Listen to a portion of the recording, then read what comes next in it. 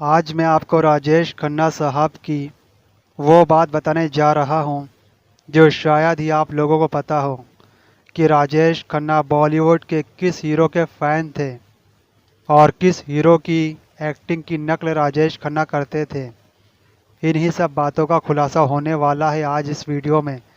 तो सुनते रहिए मेरे साथ। मैं हूँ आपका दोस्त सलमान। सुनाता हूँ वो बातें जो छू ले आपका मन। तो चलिए इस किस्से को डिटेल में जानते हैं। ये बात उस वक्त की है जब राजेश खन्ना हीरो बनने के सपने देखा करते थे, मगर उनके पास एक्टिंग करने का कोई भी तजुर्बा नहीं था। राजेश खन्ना ने जब बॉलीवुड में कदम रखा तो शुरुआत की दो तीन फिल्में उनकी फ्लॉप कैटेगरी में रही, जैसे कि आखिरी खत, बहारों के सपने और राज। लेकिन जब उन्होंने आराधना फिल्म की तो उसके बाद वो कामयाब हीरो बन चुके थे। फिर फिल्म सफ़र, खामोशी, इत्तेफाक, आनंद जैसी यूनिक फिल्में देकर राजेश खन्ना साहब लोगों की दिलों की धड़कन बन गए थे। लड़कियां तो उनके अंदाज की दीवानी थीं। उनके फ़ोटो को अपने तकिए के नीचे रख कर सोती थी। राजेश खन्ना की दीवानगी का आलम लड़कियों पर इस तरह से छाया था कि कुछ लड़कियों ने तो राजेश खन्ना को खून से खत लिखकर भेजा था। आए दिन काका के घर पर फूलों के गुलदस्ते और प्यार भरे पैगाम आते रहते थे। इसीलिए राजेश खन्ना ने इन चिट्ठियों को पढ़ने के लिए एक आदमी को भी मुलाजिम रखा था। मगर कुछ साल गुजरने के बाद जब राजेश खन्ना ने खुद एक इंटरव्यू में जिक्र किया था कि मैं बॉलीवुड के हीरो देवानंद साहब का बहुत बड़ा फ़ैन रह चुका हूँ, मैं उनकी हर एक फिल्म देखा करता था, मैं उनकी एक्टिंग से भी बहुत प्रभावित था और गुरुदत्त साहब और दिलीप कुमार साहब भी मेरे फेवरेट एक्टर में से एक हैं। अगर आपने देवानंद साहब और राजेश खन्ना की फिल्में देखी होंगी तो आप इस हकीकत से बहुत अच्छी तरह से वाकिफ़ होंगे कि राजेश खन्ना की बॉडी लैंग्वेज में देवानंद साहब की झलक ज़रूर नज़र आती थी। चाहे वो फिल्म आराधना हो या कटी पतंग या फिर आन मिलो सजना हो। आप सिर्फ इन तीन फिल्मों को ही देख लेंगे तो आप खुद इस बात से मुतमईन हो जाएंगे कि राजेश खन्ना और देवानंद का हाव भाव कितना मिलता जुलता था। जैसे कि कुछ इम्पोर्टेंट हिंट्स, जब आप राजेश खन्ना का रोमांटिक सॉन्ग देखेंगे तो आप नोटिस करना, गाना गाते वक्त राजेश खन्ना की गर्दन, आँखें और हाथों का एक्सप्रेशन कैसा रहता है। फिर आप देवानंद साहब के रोमांटिक सॉन्ग में देवानंद की बॉडी लैंग्वेज को नोटिस करना कि वो किस तरह से अपनी बॉडी को यूज़ करते थे गाना गाते वक्त। मैं आपको देवानंद साहब की भी कुछ फिल्मों के नाम बताना चाहूँगा जिससे आप दोनों को एक साथ कंपेयर भी कर सकते हैं। जैसे कि फ़िल्म जेवल थीप, फ़िल्म असली नकली, फ़िल्म हम दोनों।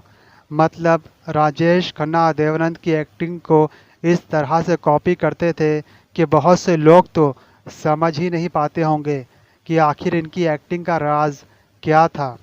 जो लोग बॉलीवुड के दीवाने होंगे और पुरानी फिल्में देवानंद साहब की देखते होंगे तो वही इस बात से पूरी तरह से सहमत होंगे कि हाँ, इस हीरो की एक्टिंग तो इस हीरो से बहुत मिलती जुलती थी।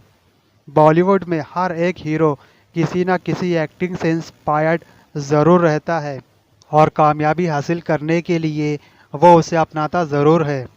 देवानंद साहब की फिल्में ज़्यादातर मुंबई में ही शूट की जाती थी, इसीलिए आप देवानंद साहब की फिल्मों में पुराने मुंबई के लोकेशन ज़रूर देख सकते हैं। देवानंद की फिल्मों में कुछ ना कुछ मैसेज ज़रूर होता था और ऐसी कहानी होती थी जो लोगों को बांध कर रखती थी।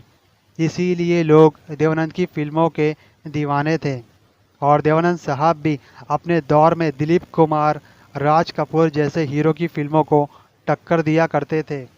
ऐसी यूनिक फिल्में बनाने वाले हीरो के लिए एक ज़बरदस्त शेर तो ज़रूर बनता है दोस्तों। तो चलिए इरशाद फरमाते हैं, गुज़रते हुए वक्त को दर्शाना उनकी आदत थी, अपनी कहानी से बांध कर रखना उनकी फितरत थी। गुज़रते हुए वक्त को दर्शाना उनकी आदत थी, अपनी कहानी से बांध कर रखना उनकी फितरत थी। वो दिखाते थे जो सही होता था, अपने फ़र्ज़ को अंजाम देकर आगे बढ़ जाते थे। इसीलिए राजेश खन्ना भी देवानंद साहब की फ़िल्मों से बहुत प्रभावित थे और उनके ही रंग में रंग कर रोमांटिक स्टार बन गए थे। मगर राजेश खन्ना के नसीब में कुछ अलग ही चमक थी। उन्होंने बॉलीवुड के हर एक हीरो को पीछे कर दिया था। मुसलसल कंटिन्यू 17 सुपरहिट फिल्में देकर एक रिकॉर्ड कायम किया था जो आज तक किसी दूसरे हीरो ने नहीं किया है। उनका नसीब लगभग 4-5 सालों के लिए ऐसा चमका था कि लोग ताज्जुब करते थे कि आखिर ऐसा हो कैसे रहा है। उस दौर में हर डायरेक्टर, हर प्रोड्यूसर ने राजेश खन्ना को लेकर बहुत से नोट छापे थे। उनके घर के बाहर डायरेक्टरों की लाइन लगी रहती थी कि आप हमारी फिल्म में भी काम करें, मगर राजेश खन्ना के पास डेट्स अवेलेबल नहीं होती थी। उसके बावजूद भी डायरेक्टर राजेश खन्ना की डेट्स अवेलेबल होने तक की इंतज़ार करते थे। बॉलीवुड में ऐसी तकदीर किसी हीरो ने नहीं पाई थी।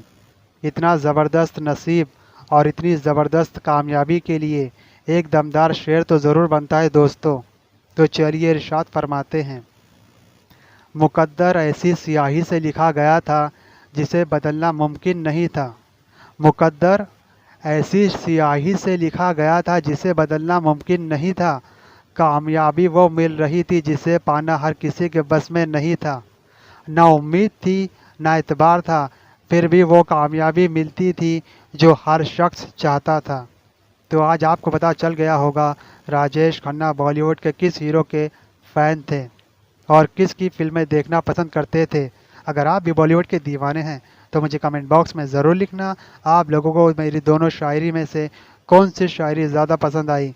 आप लोगों ने इस वीडियो को जो समय दिया उसके लिए बहुत बहुत धन्यवाद। सुनते रहिए सुनता है सारा जहां। वीडियो को लाइक करना, चैनल को सब्सक्राइब करना बिल्कुल मत भूलना। अगर कुछ पूछना है तो कमेंट बॉक्स में ज़रूर लिखना, हम उसका जवाब ज़रूर देंगे। फिर मिलेंगे।